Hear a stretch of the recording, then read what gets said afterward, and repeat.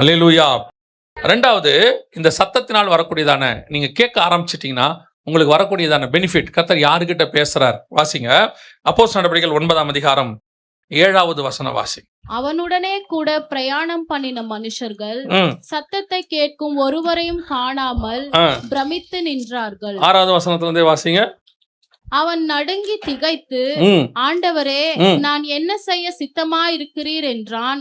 அதற்கு கர்த்தர், நீ எழுந்து பட்டணத்துக்குள்ளே போ, நீ செய்ய வேண்டியது அங்கே உனக்கு சொல்லப்படும் என்றார். நல்லா கவனிச்சு பாருங்க.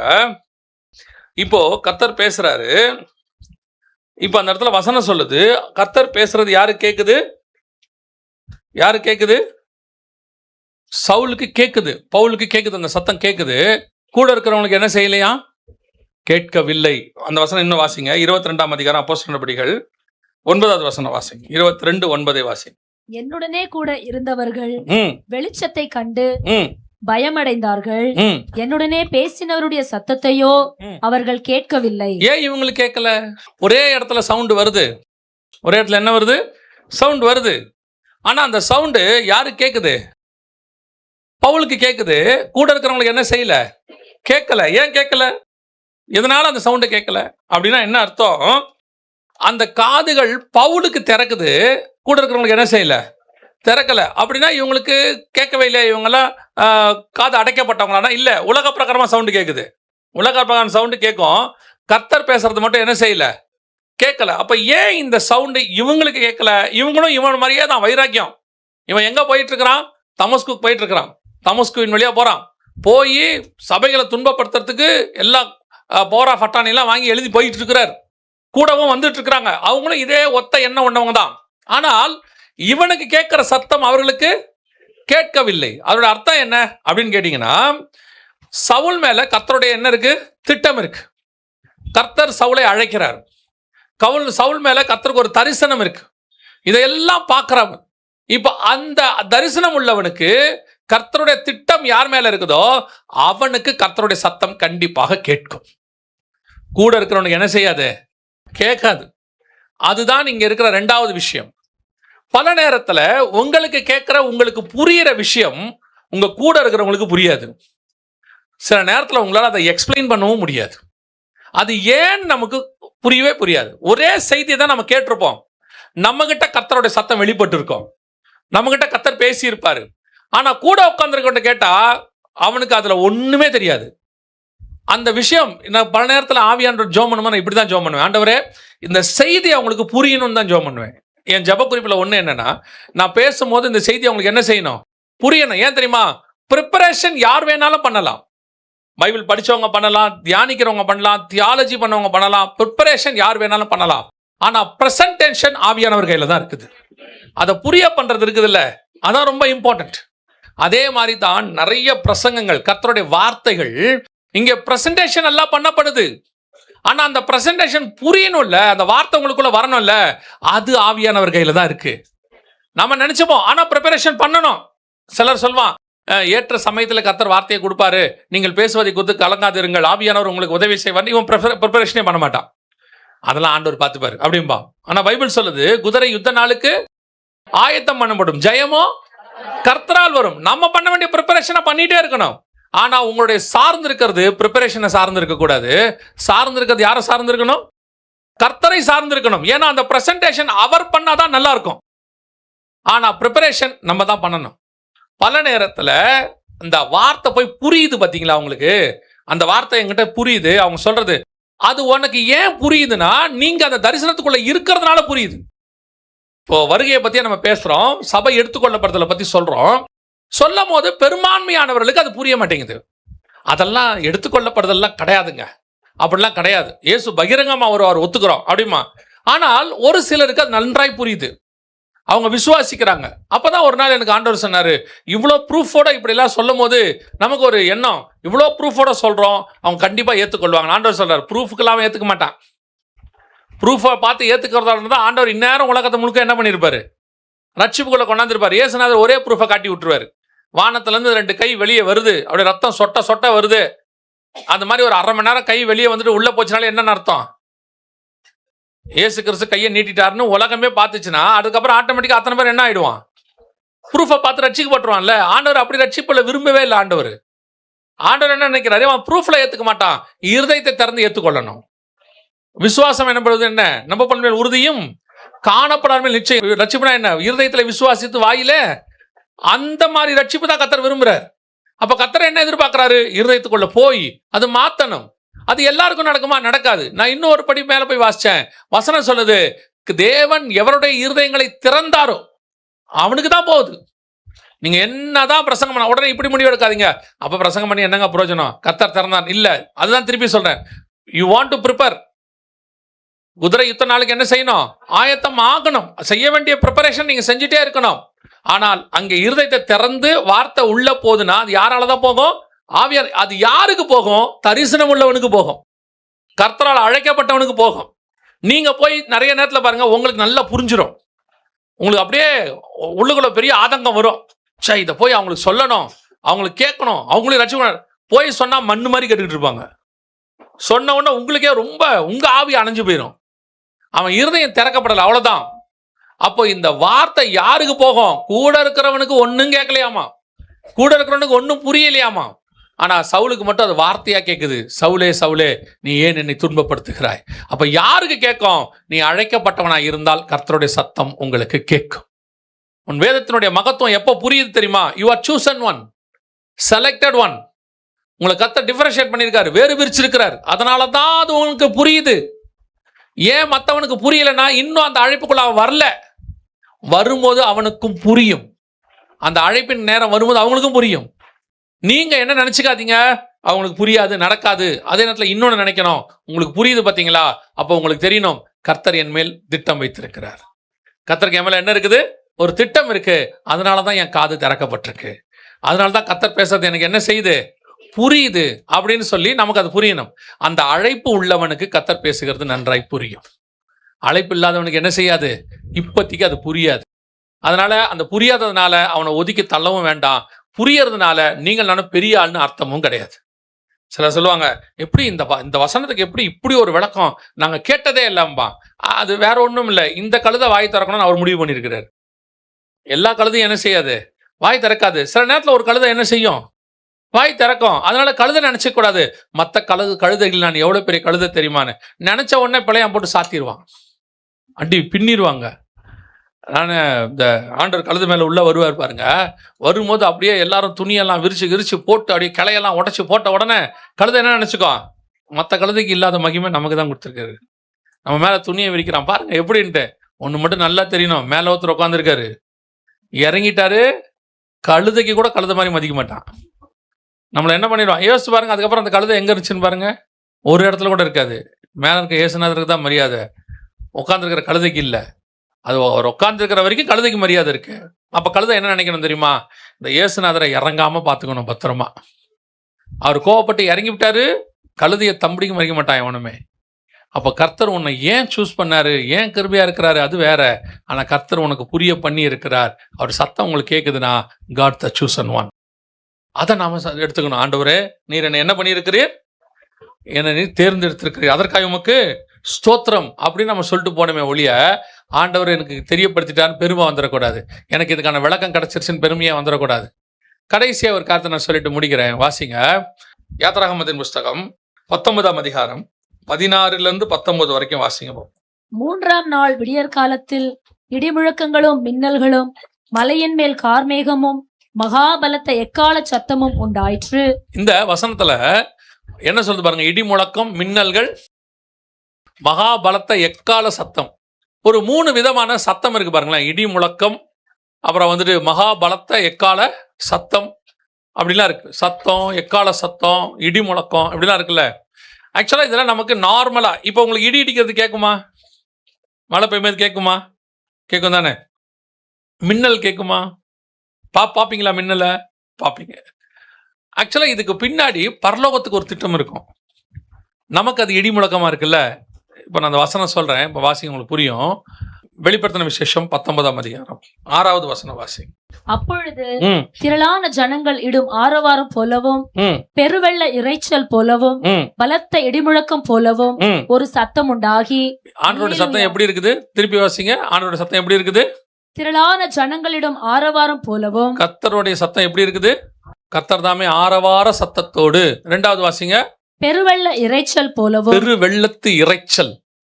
இந்த சத்தம் கர்த்தருடைய சத்தம். பெரு வெள்ளத்து இரைச்சல்னா இந்த சுனாமில அடிக்கும் போது ஒரு சவுண்ட் வரும் பாருங்க, புயல் அடிக்கும் போது அந்த மாதிரி ஒரு சவுண்டு. அதுக்கப்புறம் பலத்த இடிமுழக்கம் போலவும். இடி முழக்கத்தை மாதிரி ஒரு சவுண்டு. அப்படின்னா இந்த ஒவ்வொரு சவுண்டுக்கும் டிஃபரன்ஸ் இருக்கா இல்லையா? இருக்கா இல்லையா? அப்ப இந்த சவுண்டுக்கு பின்னாடி இருக்கிற கர்த்தருடைய சத்தம், அதுல அவர் என்ன சொல்ல வராருன்னு பார்க்கணும். கர்த்தருடைய சத்தம் இடி இடிக்கிற மாதிரி இருந்துச்சு. ஒரு கூட்டத்துக்கு அது என்னவா இருந்தது? இடி இடிக்கிற மாதிரி. ஆனா ஒருத்தனுக்கு அந்த இடி இடிக்கிறதுக்கு பின்னாடி இருக்கிற கர்த்தருடைய திட்டம், அவர் பேசுறது இவனுக்கு புரியுது. அவங்களுக்கு எப்படி இருக்குது? இடி இடிக்கிற மாதிரி இருக்கு. அது இடி இடிக்குது. அது இடி இடிக்கிற மாதிரி நமக்கு தெரியுது. எழுதும் போது சொல்றாங்க இடி இடிக்கிறதை கேட்டேன். ஆனால் அந்த இடிக்கிற போது அவனுக்கு என்ன புரியுது? அதுக்குள்ள இருந்து ஏதோ ஒரு மெசேஜ் வருது. உடனே இவர் என்ன பண்ண நினைக்கிறார்? யோவான் அதை எழுத நினைக்கிறாரு. ஆண்டவர் சொல்றாரு எழுத வேண்டாம், அதை என்ன பண்ணிரு, முத்திரை போட்டுருன்றாரு. இதைத்தான் நான் உங்களுக்கு சொன்னேன். நான் உலகத்துக்கு கேட்கிற மாதிரி இடி இடிக்கிற மாதிரி இருக்கும். இப்பவும் சொல்றேன், நான் மழையில இடிக்கிறத சொல்லல. கர்த்தருடைய வார்த்தை, கர்த்தருடைய வார்த்தை உலகத்தை பொறுத்த வரைக்கும் இடி இடிக்கிற மாதிரி இருக்கும். ஏன்னா அது அவங்களுக்கு புரியாது. ஆனால் உங்களுக்கும் எனக்கும் அது புரியணும். அதுக்கு அந்த அந்த அதுக்குள்ள இருக்கிற அர்த்தம் நமக்கு புரியும். மற்றவனுக்கு அது இதுதான் ஆவிக்குரிய வாழ்க்கையில் அடுத்த வளர்ச்சி. உங்க காதுகள் கேட்கணும்னா வெறும் கர்த்தர் பேசுறத கேட்கறதுன்றது சாதாரணமான விஷயம் இல்லை. இது இன்னும் ஒரு படி மேல போகும். அப்ப போகும்போது உலகத்துக்கு அது இடி இடிக்கிற மாதிரி இருக்கும், மற்றவனுக்கு அது தட தட தட தடன்னு இருக்கும். ஆனா அதுக்கு பின்னாடி ஒரு என்ன இருக்கும்? ஒரு கர்த்தருடைய மெசேஜ் ஒன்று இருக்கும். அந்த மெசேஜை புரிஞ்சுக்கிற இடத்துக்கு நீங்கள் நானும் வரணும். அந்த ஆவிக்குரிய வளர்ச்சிக்கு வரும்போது கர்த்தர் இன்னும் அநேக காரியங்களை உங்களோடு கூட பேசுவார். நான் சொல்றது உங்களுக்கு புரியுதா? சில நேரத்தில் என்ன பண்ணுவாங்கன்னா, அந்த இவங்களா இருப்பாங்க, உளவுத்துறையில் இருக்கிற சொல்லுவாங்க, கேள்விப்பட்டது தான். அவங்க சொல்லுவாங்க, அவங்க பேசுறது இன்னொரு அதிகாரி கிட்ட பேசுவாங்களாம் இந்த ஃபோனில். அது என்ன சொல்லுவாங்க, வாக்கி டாக்கி இந்த மாதிரி பேசுவாங்களாம். பேசும்போது நடுவில் யாராவது கிராஸ் பண்ணால் அது அவங்களுக்கு என்ன செய்யக்கூடாது, புரியக்கூடாதுன்ட்டு இவங்க ஒரு சங்கேத பாஷையில் பேசுவாங்களாம். அந்த பாஷை என்ன செய்யும்னு கேட்டிங்கன்னா, கேட்குறவங்களுக்கு மட்டும்தான் புரியும். நடுவில் யார் கிராஸ் பண்ணாலும் அவங்களுக்கு அந்த பாஷை என்ன செய்யாது, புரியாது. அந்த பேசுறவங்களுக்கும் கேட்குறவங்களுக்கும் நடுவில் ஒரு கோடு இருக்கும். அது பேசுறவங்களுக்கும் புரியும், கேட்குறவங்களுக்கும் புரியும். நடுவில் இருக்கிறவங்களுக்கு என்ன செய்யாது, புரியாது. அதே மாதிரி தேவன் பேசுகிறது உங்களுக்கு மட்டும் புரியும். அது உள்ள இருக்கிற ஆவிக்குரிய சத்தியம் புரியும், ஆழம் புரியும், தரிசனம் புரியும். ஆனால் அது மற்றவங்களுக்கு புரியாது. அந்த கேட்டு அதை எழுதக்கூடிய இடத்துக்கு நீங்கள் நானும் வளர்ச்சி அடையணும். அந்த வளர்ச்சி இருக்கு பார்த்தீங்களா, அதான் ரொம்ப இம்பார்ட்டன்ட். நான் அந்த வசனத்தை படிக்கும்போது ஆண்டவர் சொன்னார், இப்போ வேதத்தில் வந்து ஒரு ஓமையாக ஆண்டவர் பேசுகிறாரு, ஒரு தரிசனமாக பேசுகிறாரு. 7 கொம்பு 10 தலை அப்படின்னு பார்க்குறோம்ல. இப்போ நார்மலாக பார்க்கும்போது தரிசனம் 7 கொம்பு 10 தலை. இப்போ நீங்கள் தானியேல் புஸ்தகத்தில் 8ஆம் அதிகாரத்தில் 2 கொம்புள்ள வெள்ளாட்டுக்கடா, 1 கொம்புள்ள வெள்ளாட்டுக்கடான்னு இருக்கு. பார்க்கறதுக்கு அது 2 கொம்புள்ள வெள்ளாட்டுக்கடா, இது 1 கொம்புள்ள வெள்ளாட்டுக்கடா. இப்போ அதுக்கான விளக்கத்தை ஆண்டவர் கொடுத்துருக்காரு, உள்ள தேடி கண்டுபிடிச்சா படிக்கலாம். கொம்புனா ராஜா, கொம்புனா என்ன அர்த்தம், ராஜா. ஆட்டுக்கடா அப்படின்னா ராஜ்யம், ஒரு கவர்மெண்ட். அப்போ அவர் சொல்றாரு 2 கொம்புள்ள 2 ராஜா இருக்கிற ஒரு ராஜ்யம் வரும். 2 கொம்புனா என்ன, மேதிய பெர்ஷியர்கள். ராஜ்யம்னா என்ன, அந்த மேதிய பெர்ஷிய ராஜ்யம், அதுல 2 ராஜாக்கள் வருவார்கள். இதுதான் விளக்கம். இது தரிசனம், அது என்னவா இருக்குது, விளக்கமா இருக்குது. இப்போ அந்த விளக்கம் தானியேலுக்கு புரியுது. சில நேரத்துல புரியல. தானியேலுக்கு என்ன செய்யல, புரியல. இப்ப தானியேலுக்கு என்ன செய்யல, தரிசனம் தெரியுது, ஆனா என்ன செய்யல, புரியல. இப்ப அவருக்கு இது என்னது, எனக்கு புரியலையே அப்படிங்கிறாரு. இப்ப அடுத்த வசனத்துல ஒரு தூதன் வந்து என்ன செய்யறான், அதுக்கு ஒரு விளக்கத்தை கொடுக்கறான் அப்படின்னு இருக்கு. ஒரு தூதன் வந்து என்ன செய்யறாரு, ஒரு விளக்கத்தை கொடுக்கிறாரு. இப்போ இவருக்கு தரிசனம் தெரியுது, ஆனா அதுக்கான விளக்கம் தெரியல. சில நேரத்துல கர்த்தர் பேசுவாரு, அது புரியாது. இப்போ பெல்ஷாத்சாருக்கு எழுதுறாரு, செவுத்துல மேனே மேனே தெக்கே பசின் எழுதுறாரு. அது அவனுக்கு புரிஞ்சுச்சா இல்லையா, பெல்ஷாத்சாருக்கு புரிஞ்சா இல்லையா, புரியல. இது என்னங்க எழுதியிருக்கிறாரு. இப்போ தானியேலுக்கு காமிச்சது புரியல, பெல்ஷாத்சாருக்கு எழுதுனது புரியல. இப்போ அந்த காமிச்சத விளக்கறதுக்கு ஒரு தூதன் தேவைப்பட்டான். பெல்ஷாத்சாருக்கு எழுதுனத விளக்கறதுக்கு யார் தேவைப்பட்டா, தானியேல் தேவைப்பட்டாரு. இப்போ சொப்பனத்துல நேபுகாத்நேச்சர் ஒன்று பார்க்குறாரு, அது அவருக்கு புரியல. இப்போ அதை விளக்கறதுக்கு யாரோ ஒருத்தர் தேவைப்படுது. அதே மாதிரிதான் இடி முழக்கம், மின்னல் அப்படிங்கிறது கர்த்தருடையதான சித்தம், கர்த்தருடைய தரிசனம். மின்னல்னா பார்ப்பீங்க, இடி முழக்கம்னா கேட்பீங்க. வெளிப்படுத்தின விசேஷம் 4ஆம் அதிகாரம் 5ஆம் வசனம் வாசிங்க. அந்த சிங்காசனத்திலிருந்து மின்னல்களும் இடி முழக்கங்களும் சத்தங்களும் புறப்பட்டன. அப்ப பாருங்க, மின்னல்களும் இடி முழக்கங்களும். மின்னல்னா பாக்குறது, மின்னல்னா என்னது? பார்ப்போம். இடி முழக்கம்னா, ஆனா ரெண்டும் ஒரே விஷயம்தான். ரெண்டு மேகம் வருது இல்ல, ரெண்டு மேகம் ஒன்னோட ஒண்ணு மோதினா என்ன வரும்? மின்னல் வரும். அடுத்து என்ன வரும்? இடி முழக்கம் வரும். நமக்கு ஃபர்ஸ்ட் மின்னல் தெரியும், அதுக்கப்புறம் தான் என்ன தெரியும்? இடி முழக்கம் கேட்கும். ஏன்னா லைட் ரேஸ் வேகமா டிராவல் பண்ணும். அது அப்படி மோதின உடனே, அப்ப மோதுறதுங்கிறது சம்பவம், அதோடைய விளைவு மின்னலும் இடி முழக்கமும். அப்ப கர்த்தருடைய சித்தம் வரும்போது தரிசனங்கிறது மின்னல், கர்த்தருடைய சத்தம்ங்கிறது தீர்க்க தரிசனம், ரெண்டும் வரும். இப்ப மின்னலை பார்த்த உடனே உங்களுக்கு தெரியணும் ரெண்டு மேகம் மோதுது. சத்தம் வரும்போது உங்களுக்கு தெரியணும் அந்த மேகத்தோட மோதுற வேகத்திலேயே அந்த சத்தம் எவ்வளவு வேகமா மோதுது, அது மோதுறவனுக்கு தெரியும். அதே மாதிரி தான் கர்த்தர் உங்களோடு கூட பேசும்போது அவருடைய தரிசனங்களும் தீர்க்க தரிசனங்களும் வார்த்தைகளும் வரும். அது தரிசனமா வரும். அதை புரிஞ்சு அதுக்கு பின்னாடி என்ன இருக்குதுன்னு உங்களுக்கு தெரியணும். நான் சொல்றது உங்களுக்கு புரியுதா? ஒரே விஷயத்துல ரெண்டும் வரும், மின்னலும் வரும், இடி முழக்கம். மின்னலுங்கிறது விஷன், பார்க்கறது. இடி முழக்கங்கிறது சவுண்டு, கேட்கறது. ஆவியானவர் சபைகளுக்கு சொல்றதை காதுள்ளவன். இப்ப இடி முழக்கம் கேட்குது யோவானுக்கு, அவருக்கு அது புரியுது. நமக்கு அது வெறும் இடி முழக்கம், அவருக்கு அது புரியுது. அதே மாதிரிதான் சிலருக்கு அது மின்னல். இயேசு கிறிஸ்து வரும்போது வானத்துல என்ன தோன்றும்? மத்தேயு எழுதின சுவிசேஷம் 24ஆம் அதிகாரத்துல 27 வாசிங்க. மின்னல் கிழக்கிலிருந்து தோன்றி மேற்கு வரைக்கும் பிரகாசிக்கிறது போல மனுஷகுமாரனுடைய வருகையும் இருக்கும். அவருடைய வருகையில ரெண்டு இருக்கு பாருங்க, மின்னலும் இருக்கு, இடி முழக்கமும் இருக்கு. மின்னலுங்கிறது என்னது? விஷன். இடி முழக்கங்கிறது சத்தம். இதைத்தான் சொல்றேன், அந்த சிங்காசனத்திலிருந்து மின்னல்களும் இடி முழக்கங்களும். அப்ப அந்த மின்னலுக்கு பின்னாடி என்ன இருக்கிற அந்த சத்தியம் என்ன? இயேசு கிறிஸ்துவினுடைய வருகை, பகிரங்க வருகை வரும். இடி முழக்கங்கிறது என்ன? கர்த்தருடையதான சத்தம், அதோடு கூட துணிக்க போறது. இந்த மாதிரி ஒவ்வொன்றுத்துக்கு பின்னாடி என்ன இருக்குது? கர்த்தருடையதான அர்த்தம், சித்தம், திட்டம், தரிசனம் எல்லாம் இருக்கு. இதை தெரிஞ்சு கொள்ளுகிற இடத்துக்கு நீங்க வரீங்க பாத்தீங்களா, கேக்குது பாத்தீங்களா, அதுக்கு பேர் தான் கேட்கிற காது. அதான் ஆவிக்குரிய காது கேக்குதுன்னு அர்த்தம். பல நேரத்துல நாம என்ன நினைச்சிட்டு இருக்கிறோம்? ஆவிக்குரிய காது கேக்குதுன்னா ஃபர்ஸ்ட் கேட்காத காது இருக்குது சர்ச்சுக்குள்ள, ரெண்டாவது கேட்டாலும் செய்யாத காது இருக்குது, மூணாவது தேவ சித்தத்தை அறிந்து கொள்ளுகிற காது இருக்குது. ஆவியானவர் பேசுறாரு, கேட்கிறோம், தேவ சித்தம் தெரியுது. இதோட கூட சர்ச்சு என்ன ஆயிடுது? ஒரு சாட்டிஸ்பாக்சன், திருப்தியான இடத்துக்கு வந்துடுது. ஆமா, கர்த்தர் எங்களோட கூட பேசுறாரு, ஆண்டவர் சில காரியங்கள் எங்களுக்கு சொல்லி கொடுத்தாரு, எங்களுக்கு கேட்டுச்சு, ஆண்டவர் இன்னைக்கு என் கூட பேசினாரு, நல்லது, இல்லைன்னு சொல்லல.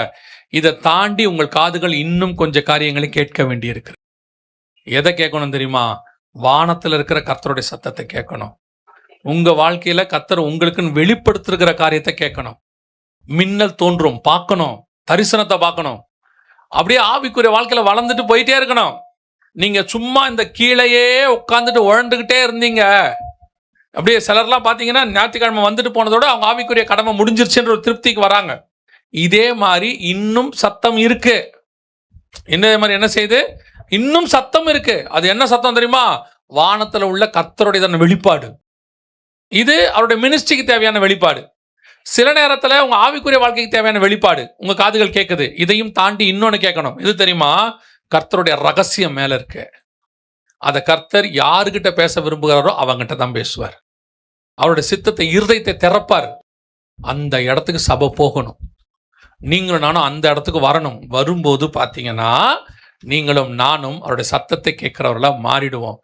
அப்போ உங்களுக்கு இந்த கீழே இருக்கிற சத்தம் பெருசாவே தெரியாது. கீழே இப்போ உங்களுக்கு ஒரு சத்தம் கேட்டுக்கிட்டு இருக்குல்ல, கீழே இந்த சத்தம் என்ன கேட்குது? வேலைக்கு போகணும், அதை பண்ணணும், இதை பண்ணணும், அதெல்லாம் நம்ம செய்வோம்.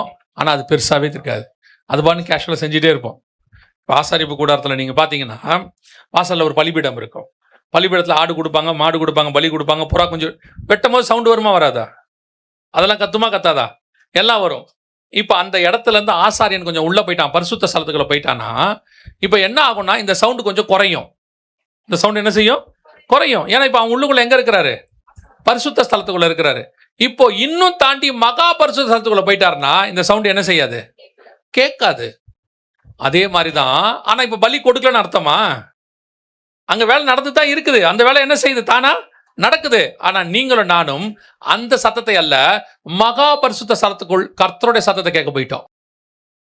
அதனால நான் போயிட்டேன், இங்க வேலை நடக்காதா? நடக்கும். மோசே ஜனங்களோட உட்காந்து சத்தத்தை கேட்டுக்கிட்டே இருக்கிறாரு. காலையிலிருந்து சாயங்காலம் வரைக்கும் என்ன பண்றாரு? சால்வ் பண்ணிக்கிட்டே இருக்கார் பிரச்சனையை.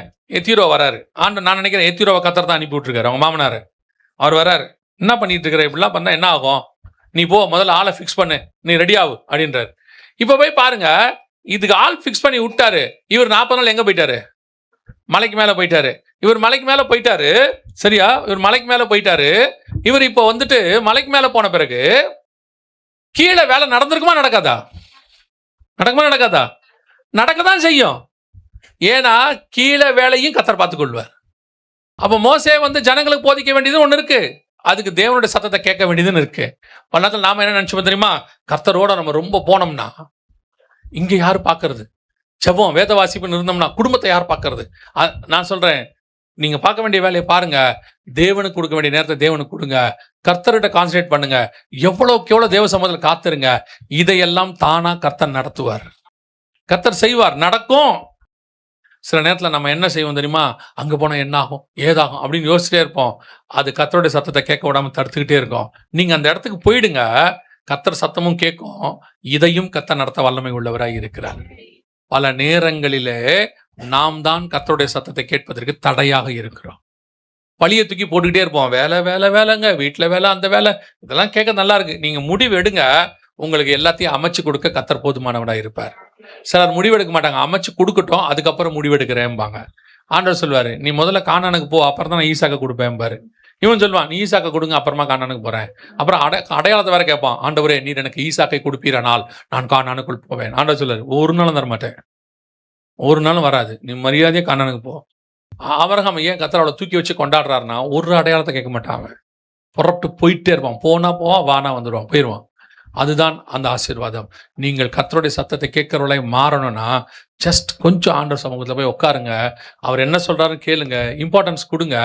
இங்கே எல்லாம் தானாய் நடக்கும். கைவிடுகிற தேவனே அல்ல. அவர் நடத்துவார். அவருக்கு தெரியும். அண்ட சராசரத்தை நடத்துறாரு. ஒரு குடும்பத்தை நடத்த மாட்டாரா? 1000 நட்சத்திரம் கரெக்டா சுத்தி வந்துகிட்டு இருக்கு. அது ட்ராக்ல சூரியன் சந்திரன் எல்லாம் சுத்துது. உங்க குடும்பம் சுத்தாது? இவர் என்னமோ அந்த 2 பிள்ளைய வளர்க்கறதா அப்படியே அலெக்சாண்டர் யுத்தத்துக்கு போற மாதிரி அவர்கிட்ட வர 1000 அடையாளம் கிதியோன மாதிரி காக்குறது. பனி பெய்யணும், பனி பெய்யக்கூடாது, அந்த மாதிரி இந்த பிள்ளைகளை நடத்துவதுக்கு ஆண்டவர் இடத்துல அடையா. ஓப்பா, போய் தேவ சமூகத்தில் உட்கார். ஆண்டவர் சத்தத்தை கேட்க ஆரம்பி. இதை ஆண்டவர் உனக்கு நடத்தி கொடுப்பார். நீ இதை பார்த்துக்கிட்டே இருந்து, நீ இதை பத்தி யோசிச்சுக்கிட்டே இருந்தினா இது நடக்கவே நடக்காது உனக்கு கடைசி வரைக்கும். அல்லேலூயா.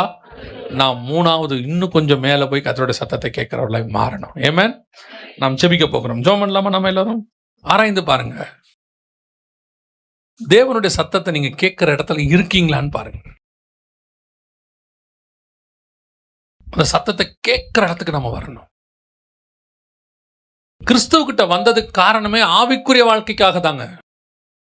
உலக பிரகாரம் ஆசீர்வாதத்துக்கு நான் கிறிஸ்துவகிட்ட வர வேண்டிய அவசியம் இல்லை. கிறிஸ்துகிட்ட வராமலேயே உலக பிரகாரமா ஆசீர்வாதமா இருக்கிறவங்க எத்தனையோ பேர் இருக்கிறாங்க. நான் வந்தது எதுக்கு தெரியுமா? நாம எதுக்கு வந்திருக்கிறோம் தெரியுமா? ஆவிக்குரிய ஆசீர்வாதங்களை பெற்றுவதற்கு. அவைகளோடு கூட இவையும் கூட கொடுக்கப்படும். ஆவிக்குரிய ஆசீர்வாதம் என்ன? கீழானவைகள் அல்ல, மேலானவைகளே நாடுங்கள். ஆண்டவரே, என் கண்கள் உம்மை பார்க்கணும். ஆண்டவரே, என் காதுகள் உம்முடைய சத்தத்தை கேட்கணும். உங்களுடைய இருதயத்தின் நினைவுகளை நான் அறிந்து கொள்ளணும். நீங்களும் நானும் உலாவணும். ஆண்டவரே, இதெல்லாம் கர்த்தரோடு கூட உலாவறதுல கிடைக்கக்கூடியதா? அதுதான் ஆவிக்குரிய மேன்மை. அதுக்கு தான் நம்ம வந்தோம். சும்மா இங்க வந்துட்டு வீடு கொடுங்க, காரு கொடுங்க, பொண்ணுக்கு கல்யாணம் பண்ணி வைங்க, பையனுக்கு வேலை கொடுங்க, பேரப்பிள்ளை கொடுங்க. இது என்ன தெரியுமா? ஆண்டவர் இதெல்லாம் தராரு. ஆனா நீ பெற்றுக்கொள்ள வேண்டிய மேலான ஆசீர்வாதத்தை பெறாமையா இருக்கீங்க. உங்களை நம்பி பரலோகம் நிறைய விஷயம் வச்சிருக்கு. பரலோகம் உங்களுக்கு சொல்ல வேண்டிய விஷயம், காட்ட வேண்டிய விஷயம், நடத்த வேண்டிய விஷயம் நிறைய இருக்கு. நீ இன்னும் இவைகளுக்கு பின்னாடியே ஓடிக்கிட்டு இருந்தீனா பரலோகம் உங்களை கொண்டு செய்யற காரியத்தை செய்ய முடியாது. பரலோகம் உங்களை வந்து நிறைய காரியங்கள் ஆண்டவர் பேச விரும்புகிறார். நிறைய பேர் கேட்டுக்கிட்டு இருக்காங்க. இந்த காரியத்துக்கு என்ன விளக்கம், இந்த வசனத்துக்கு என்ன விளக்கம்? சில நேரங்களில் தேவ சித்தம் என்ன, இதை செய்யலாமா வேணாமா, இதுக்கெல்லாம் பதில வச்சுக்கிட்டு உங்க ஆண்டவர் உங்க பக்கத்துல தான் உட்கார்ந்திருக்காரு. ஆனா நீங்க தான் அதை கேட்கிற இடத்துல இல்ல. நீங்க தான் இல்ல. நீங்க மோசையை தேடிட்டு இருக்கிறீங்க, மோசையின் ஆசனத்துல உட்கார்ற ஆளை தேடிட்டு இருக்கிறீங்க. மோசையை பேசட்டும்னு சொல்றீங்க, கர்த்தர் பேச வேணாம்னு சொல்றீங்க. தேவ சமூகத்துல ஆண்டவர்கிட்ட சொல்லுங்க, ஆண்டவரே என் காதுகள் உம்மை கேட்கட்டும், என் காதுகள் திறக்கப்படட்டும். ஆண்டவர் பெருமூச்சு விடுறாரு. எப்ப என் சத்தத்தை நீ கேட்ப? யார் யாருக்கோ என் சத்தம் புரியுதே, ஏன் உனக்கு மட்டும் புரிய மாட்டேங்குது? யார் யாரோ என் சத்தத்துக்கு கீழ்ப்படுகிறாங்களே, நீ மட்டும் ஏன் என் சத்தத்துக்கு கீழ்ப்படிய மாட்டேங்கிற? ஏன் துணிகரம்? ஏன் அசட்டை பண்ற? ஏன் கேட்டும் கேட்காதவனை மாறி உட்கார்ந்துட்டு இருக்கிற? ஏன் கேட்டுட்டு பார்க்கலாம் பார்க்கலாம் ஆண்டவர் செய்வார் செய்வார் திருப்பி திருப்பி ஏன் சொல்லிக்கிட்டே இருக்க? ஆண்டவர் சொல்றாரு, புறப்பட்டு போனா போ. தேவ சமூகத்துல உங்களை ஒப்பு கொடுங்க. தேவ சமூகத்துல ஒப்பு கொடுங்க ஆண்டவர்கிட்ட. ஆண்டவரே, இதிலிருந்து நான் உட்கார்ந்து உடைய சத்தத்தை கேட்பேன். கேட்கறது மட்டுமல்ல, செவி சாய்ப்பேன். அந்த சத்தத்துக்கு நான் கீழ்ப்படிவேன். பரிசுத்தவான் இவ்விதமாய் சொல்றார்ல, நான் சொன்னது போல இவ்வுலக சத்தமும் என் மாம்ச சத்தமும் இணைந்து ஒலிக்குது. ஆமா, இந்த பூமியில உள்ள பிரச்சனை, உன்னை சுத்தி இருக்கிற போராட்டம், உன் குடும்பத்தில் இருக்கிற பிரச்சனை எல்லாம் ஒரு பக்கம், அதோட உனக்குள்ள இருக்கிற மாம்ச போராட்டம், எண்ணங்கள், பயங்கள், எதிர்கால பயங்கள், இது ஒரு பக்கம். உலக சத்தமும் மாம்ச சத்தமும் இணைந்து ஒலிக்குது. அதுக்கு நடுவுல மெல்லிய சத்தம் ஒன்று கேட்குது. நீ பயப்படாதே, பலம் கொண்டு திடமனதாயிரு, நான் உன்னோடு கூடவே இருக்கிறேன். அதுக்கு நடுவுல மெல்லிய சத்தம் ஒன்று கேட்குது. நீ எழுந்து நட, நீ போக வேண்டிய பிரயாணம் வெகு தூரம். அதுல ஒரு மெல்லிய சத்தம் கேட்குது, நான் உன்னோடு கூடவே இருக்கிறேன். உலகத்தின் முடிவு பரியந்தம் சகல நாட்களில் நான் உன்னோடு கூடவே இருப்பேன். அதுல ஒரு மெல்லிய சத்தம் கேட்குது, உன்னை என் உள்ளங்கையில நான் வரைந்து வைத்திருக்கிறேன். நீ இந்த சத்தத்துக்கு தான் நீங்க செவிசாய்க்கணும். இந்த சத்தத்தை கேட்கிறவங்களா மாறிடணும். ஒப்பு கொடுப்போமா தெய்வ சமூகத்துல? இன்னைக்கு இப்போ கர்த்தர் என்னோடு கூட பேசி இருக்கிறார். இனி அவருடைய சத்தத்துக்கு செவிசாய்க்கிறவனாய் நான் மாறப்போகிறேன். ஒவ்வொரு நாளும் காலையில தேவ சமூகத்துல உட்காருவேன், அவர் சத்தத்தை நான் கேட்பேன், முயற்சி பண்ணுவேன். என்னோடு கூட பேசுங்க ஆண்டவரேன்னு சொல்லுவேன். ஒரு நாள் நான் அவர் சத்தத்தை கேட்பேன். அப்படி விரும்புகிறவங்களாம் கரங்களை தேவனுக்கு நேராக உயர்த்தி, ஆண்டவரே உங்க சத்தத்தை என் காதுகள் கேட்கணும். யாருக்கிட்டையும் எதுக்காகவும் நான் போய் அலையக்கூடாது. உங்க சித்தத்தை அறியறதுக்கு நான் ஆளாள்கிட்ட போகக்கூடாது. உங்களை பத்தி தெரிஞ்சுக்கிறதுக்கு நான் யாரோ மனுஷங்கிட்ட போய் நிற்க கூடாது. நான் உங்ககிட்டயே வந்து நிற்கிறேன். ஆண்டவரே, என் கண்களை திறந்தருளும், என் காதுகளை திறந்தருளும். சர்வ வல்லமையுள்ள எங்கள் ஆண்டவரே, அருமையான வேலைக்காய் ஸ்தோத்திரம். இந்த மத்தியான வேளையிலே உடைய கிருபையுள்ள கரத்திலே தாழ்த்துகிறோம். நாங்கள் உங்களுடைய சத்தத்தை கேட்கிறவர்களாய், ஒவ்வொரு நாளும் காத்திருக்கிறவர்களாய், சித்தத்தை அறிகிறவர்களாய் எங்களை மாற்றும் ஆண்டவரே. மகிமையுள்ள கரத்தில் எங்களை தாழ்த்துகிறோம். இந்த வார்த்தை ஒவ்வொருத்தருக்கும் புரியட்டும். நீர் மாத்திரம் மகிமைப்படும். எங்கள் ஆண்டவர் இயேசு கிறிஸ்துவின் நாமத்தில் பிதாவே.